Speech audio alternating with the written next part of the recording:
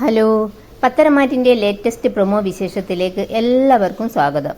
Promo എപ്പിസോഡിൽ കാണിക്കുന്നത് നയന അനിയോട് പറയുന്നുണ്ട്, നീ ഇങ്ങനെ ഇടയ്ക്കിടയ്ക്ക് നന്ദുവിനെ വിളിക്കുന്നത് നിൻ്റെ ഭാര്യ അനാമികയ്ക്ക് ഇഷ്ടമല്ലല്ലോ, പിന്നെ എന്തിനാ നീ വിളിക്കുന്നത്? അപ്പോൾ അനി പറയുന്നുണ്ട്, ഏട്ടത്തി, നന്ദു എൻ്റെ ഫ്രണ്ടാണ്. അനാമികയെ കല്യാണം കഴിച്ചെന്ന് കരുതി എൻ്റെ ഫ്രണ്ട്സിനെ ഒന്നും ഉപേക്ഷിക്കാൻ എനിക്ക് കഴിയില്ല.